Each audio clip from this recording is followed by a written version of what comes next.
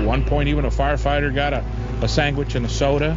And I was getting ready to pack my equipment. I thought, it's time for me to go. Stop operations in about 10 minutes. Then an ominous rumble in the ground signals trouble in the air. I looked up and I said, oh my God. A Texas-sized explosion detonates in the desert.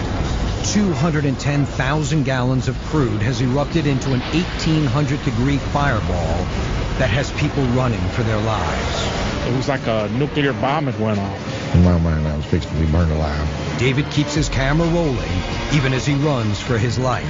I thought, this is it. Better turn the camera backwards and run as fast as I can. I get families headed this way. People now are going to be burned out. In the midst of the madness, David radios his editor back at the TV station. Smitty, this thing blew up. We're going to have burn victims. I had blisters the size of lemons on my arm and on my head, and I needed to be treated pretty quick. But at the same time, I looked back and I saw how worse those other people were. People walking around putting water and ice everywhere.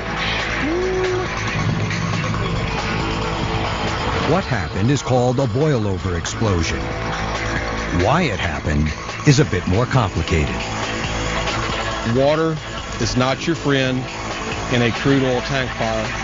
Fire protection specialist Gordon Lohmeyer is an expert on oil fires. When your crude oil is on fire, it heats up the tank. A heat wave travels to the bottom of the tank 1 foot per hour until it reaches the water layer. It actually converts the water from a liquid phase to a steam phase. It expands 1,700 times to 1. And that's enough to set off this.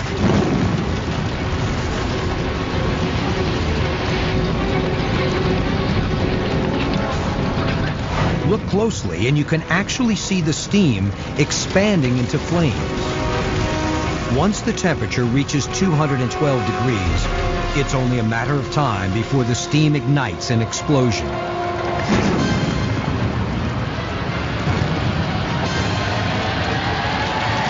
Obviously, you need water to put out a fire. So how could this have been avoided?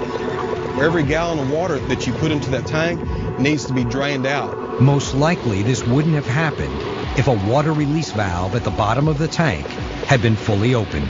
It eventually catches up with you when you put enough water on that tank. And when it comes to fighting oil fires, the clock is ticking. The longer the fire rages, the hotter that it gets and the lower the heat wave goes in the tank, thus setting you up for potential boilover. When the explosion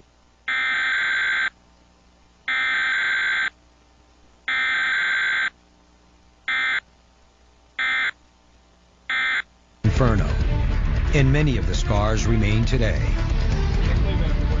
both physically and emotionally. I've covered many fires, but to be part of the story,